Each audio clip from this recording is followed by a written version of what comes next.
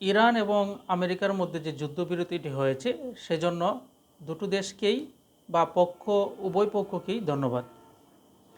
আসলে যুদ্ধ কোনো পক্ষেই জয়ী হতে পারে না। যুদ্ধ মানেই ধ্বংস, যুদ্ধ মানেই ক্ষতি। এই যুদ্ধে সারা বিশ্বই ক্ষতিগ্রস্ত হয়েছে, কারণ আপনারা জানেন যে 1/5 তেল রপ্তানি হয় এই হরমুজ প্রণালী দিয়ে, যাহা ইরান নিয়ন্ত্রণ করে।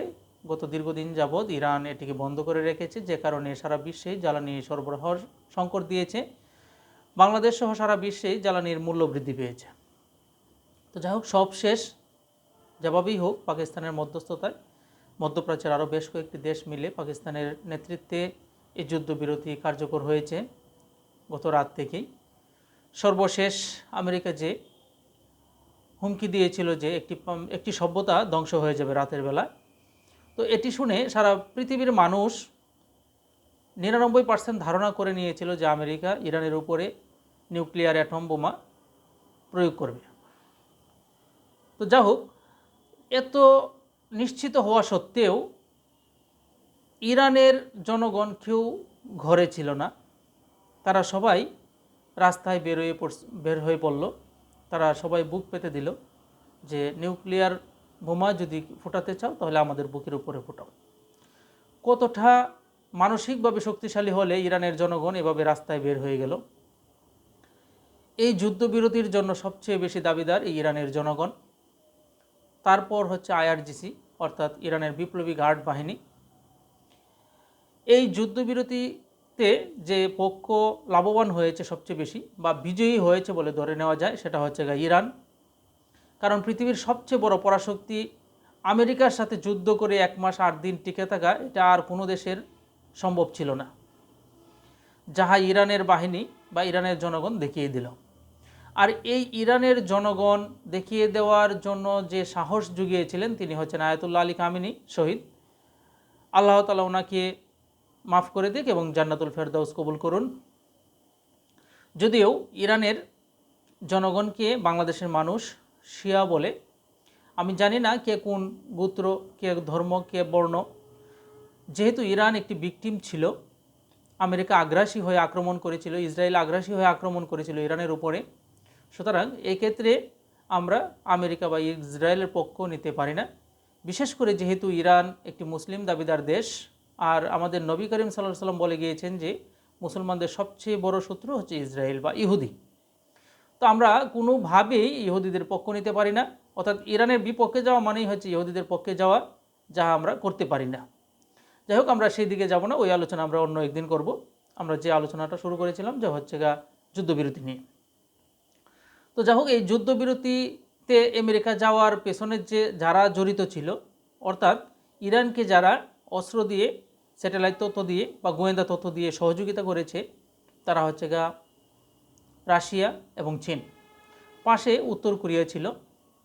সর্বশেষ ইরানের সাথে যুক্ত হয়েছে আরও এক পারমাণবিক অস্ত্রধর দেশ, সেটা হচ্ছে ফ্রান্স। যদিও কিছুদিন আগে ফ্রান্স আমেরিকার পক্ষ হয়ে পরমাণু অস্ত্র বহনকারী একটি নৌবহর পাঠিয়েছিল ইরানের বিরুদ্ধে আমেরিকার পক্ষে, তা ইরানে পৌঁছার আগেই ফ্রান্সের জনগণের দাবিতে সেটি ফেরত নিতে বাধ্য হয়। সর্বশেষ ফ্রান্স আমেরিকার পক্ষ ত্যাগ করে ইরানের পক্ষ নিয়েছিল। ঠিক এমনইভাবে বিশ্বের অনেকগুলো দেশেই আছে যারা আমেরিকার আগ্রাসীকে অপছন্দ করে ইরানকে সাপোর্ট করেছে। সকল দেশকেই এই যুদ্ধবিরতি কার্যকর হওয়ার জন্য ধন্যবাদ। সবাই এটিকে সহযোগিতা করেছেন, কারণ ইরানের পক্ষ যদি আপনারা না নিতেন বা ওই দেশগুলো না নিত, তাহলে হয়তো বা আজকে ট্রাম্প এত বড় সিদ্ধান্ত নিতে পারতো না। তার চেয়েও বড় ধন্যবাদ বা সবচেয়ে বেশি ধন্যবাদ আমেরিকার জনগণকে। অর্থাৎ আমেরিকার একটি বড় মিছিলের মধ্যে প্রায় 80 লক্ষ মানুষ সংগঠিত হয়েছিল এই ট্রাম্পের আগ্রাসী মনোভাবের থেকে বাঁচার জন্য। ট্রাম্পের দেশে, অর্থাৎ আমি আগে মনে করতাম যে আমেরিকায় কোনো ভালো মানুষ নেই, থাকে না, তবে ইদানিং আমি বুঝতে পেরেছি আমেরিকা ভালো মানুষও আছে, সভ্য মানুষও আছে।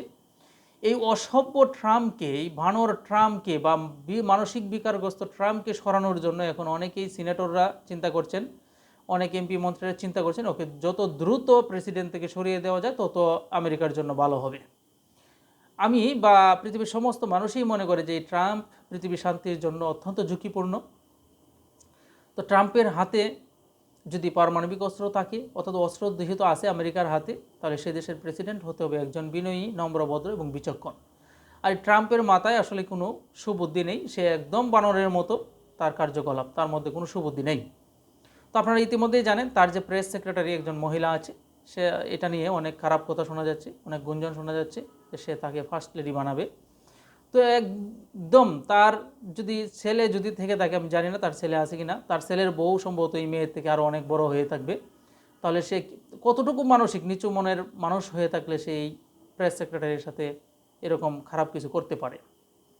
তো যাই হোক, আমি ওই ব্যক্তিগত বিষয়ের দিকেও যাচ্ছি না, শুধু যুদ্ধবিরতিটা নিয়ে যাচ্ছি। ইরানে সর্বশেষ যখন আমেরিকা বলছে যে একটি সভ্যতার অবসান হবে, ঠিক তখন সারা পৃথিবীর মানুষ যখন চিন্তা করলো যে ইরানে পরমাণু অস্ত্র ব্যবহার হয়ে যাবে, এটা নিশ্চিত, ঠিক তখনই ইরানের সমস্ত জনগণ, আবাল বৃদ্ধ বনিতা যা আছে, একদম ছোট বাচ্চা সহ সবাই রাস্তায় বেরিয়ে আসছে, প্রতিবাদ করছে, আল্লাহু আকবার বলে ধ্বনি দিচ্ছে। ইহা কিসের ধ্বনি? আসলে মনের জোরের ধ্বনি। মনে যাদের শক্তি থাকে, জোর থাকে, তাদের পরাজয় কখনো হওয়ার সম্ভাবনা নেই, কারণ তারা আছে সত্যের পথে, ন্যায়ের পথে।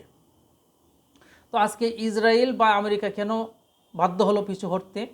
তাদের যে বড় বড় যে জাহাজগুলো, যুদ্ধ জাহাজ পাঠিয়েছিল, এক একটা যুদ্ধ জাহাজের সামরিক ব্যবস্থা এমন হয়েছে, এমন করেছে ওরা, যে অন্য অনেকগুলো দেশে আছে, যেগুলো দেশ অর্থাৎ রাশিয়া, চীন, উত্তর কোরিয়া ছাড়া অন্য যতগুলো দেশ আছে, কোনো দেশ নাই যে ওই একটি জাহাজের সমপরিমাণ প্রতিরক্ষা আছে বা যুদ্ধ সরঞ্জাম আছে।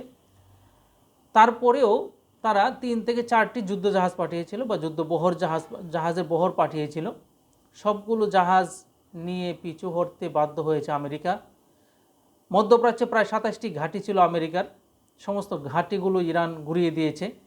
সমস্ত ঘাঁটি থেকে আমেরিকার সৈন্যগুলো পালিয়ে গেছে, তারা প্রাণ বাঁচানোর জন্য একদম দূরে সরে গেছে। তারা পরিচয় দেয় না যে তারা আমেরিকান সৈন্য বা কিছু, এরকম পরিচয় দেয় না, কারণ গোয়েন্দা বাহিনী যদি কোনোভাবে বুঝতে পারে যে তারা আমেরিকান সৈন্য, তাহলে তাদেরকে মেরে ফেলবে ইরান। তো যা হোক, ইরানের এত শক্তি আসলো কোথায় থেকে?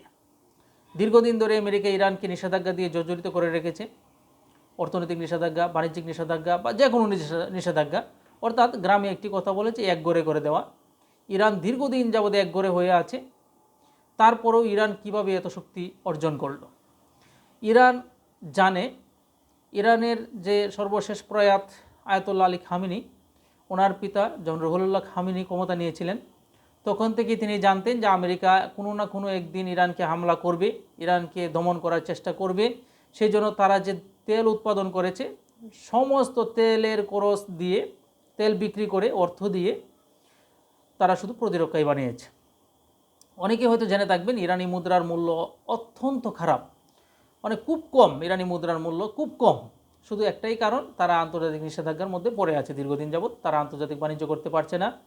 তাদের যে উৎপাদিত তেল, তাহা অধিকাংশ তেলে রপ্তানি করে চীনে, আর চীন থেকে বিনিময়ে অনেক কিছু নিয়ে আসে, সেগুলো দিয়েই ইরান এতদিন চলছে।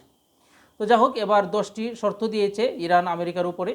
সেই 10টি শর্তের মধ্যে আছে, তাদের মধ্যে সমস্ত নিষেধাজ্ঞা উঠিয়ে নিতে হবে, তাদের উপর কখনো আর হামলা করতে পারবে না, তাদের যে ক্ষয়ক্ষতি হয়েছে ক্ষয়ক্ষতিগুলো পুষিয়ে দিতে হবে। যদিও ইতিমধ্যেই শুরু হয়ে গেছে যে হরমুজ প্রণালী দিয়ে যে জাহাজগুলো আসবে যাবে, তারা ট্যাক্স দিয়ে যাবে, আর এই ট্যাক্সটা সংগ্রহ করবে ওমান এবং ইরান। আর এই যে ট্যাক্সগুলো উত্তোলন হবে, সবগুলো ট্যাক্সের টাকা ব্যবহৃত হবে ইরান পুনর্গঠনে। ইতিমধ্যে শুরু হয়ে গেছে।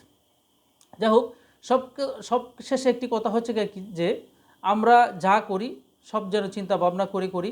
আজকে মনের আবেগে বা মনের ঝুষে যদি কিছু করে ফেলি, তাহা টেকসই হতে নাও পারে।